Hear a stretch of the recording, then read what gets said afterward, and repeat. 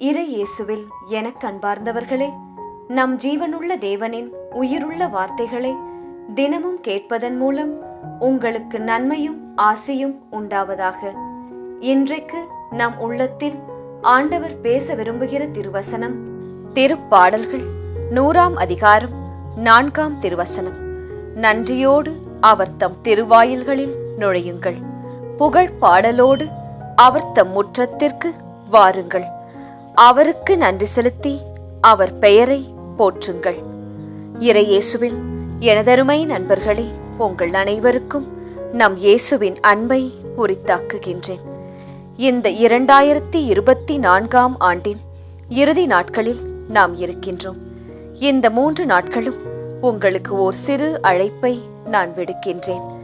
அது யாதெனில், இந்த ஆண்டு முழுவதும் நம்மை காத்து வழி நடத்திய, தேவைகளை சந்தித்த, ஆசிர்வதித்த இயேசு கிறிஸ்துவுக்கு நன்றி செலுத்துங்கள்.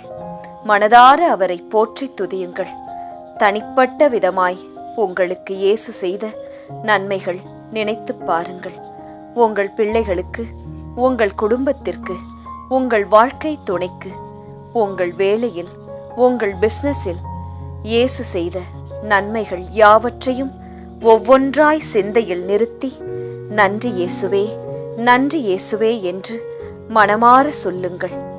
உங்களின் நன்றியுள்ள இருதயத்தை காண்கின்ற நம் பிதா இனி வருகின்ற புதிய ஆண்டிலும் மென்மேலும் உங்களை ஆசிர்வதிப்பார் அல்லவா? இன்றைய திருவசனமும் நமக்கு அதையே கூறுகின்றது. கேட்போமா?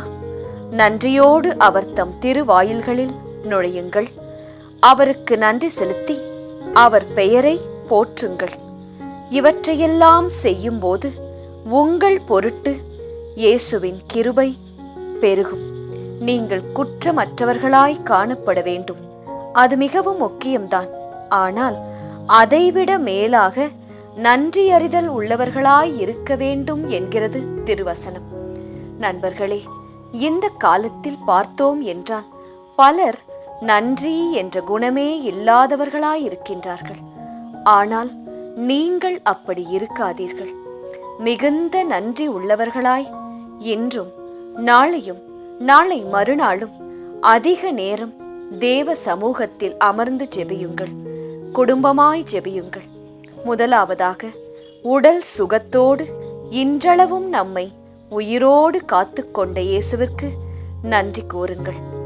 மாறாக தற்பிரியம், பணப்பிரியம், வீம்பு, அகந்தை, தூஷணம், கீழ்ப்படியாமை போன்ற குணங்கள்தான் நம்மில் பலரில் மேலோங்கி இருக்கின்றது.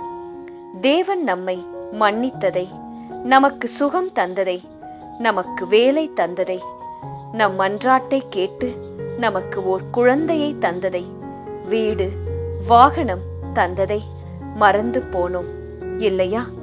அதனால்தான் நினைவூட்டுகின்றேன், நன்றி செலுத்துங்கள் நண்பர்களே என்பதாய்.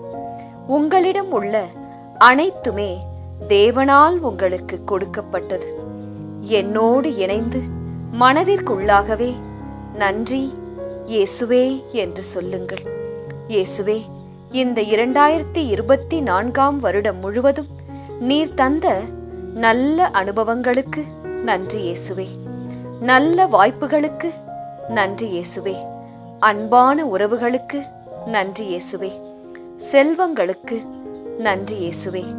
உடலின் ஆரோக்கியத்திற்கு நன்றி இயேசுவே. குடும்பத்தில் மகிழ்ச்சிக்கு, சமாதானத்திற்கு நன்றி இயேசுவே. அருமையான நினைவுகளுக்கு நன்றி இயேசுவே. உணவு, உடை, உறைவிடத்திற்கு நன்றி இயேசுவே என்று கூறுங்கள். ஜெபியுங்கள். ஜெபிக்கலாமா? இயேசுவே, நன்றியோடு உமது திருவாயில்களில் நுழைகின்றோம். வாயிலை எங்களுக்கு திறந்து தாரும் ஏசப்பா. புகழ் பாடலோடு உமது முற்றத்திற்கு வருகின்றோம். ஏற்றுக்கொள்ளும். நன்றி செலுத்தி உமது பெயரை போற்றுகின்றோம். ஏற்றருளும். இனி வருகின்ற ஆண்டிலும் எங்களோடு இருந்து எங்களை வழிநடத்தும். ஆமேன். இயேசு கிறிஸ்துவின் பெரிதான நாமத்தின் நிமித்தம் ஜெபிக்கிறோம். ஆமேன். ஒவ்வொரு நாளும் உங்கள் உள்ளத்தில் ஆண்டவர் பேச விரும்புகிற இறை வார்த்தையை தெரிந்து கொள்ள ரோசரி பிரேயர்ஸ் சேனலை சப்ஸ்கிரைப் செய்யுங்கள். மேலும் உங்கள் நண்பர்கள் மற்றும் உறவினர்களுடன் ஷேர் செய்யுங்கள். நன்றி.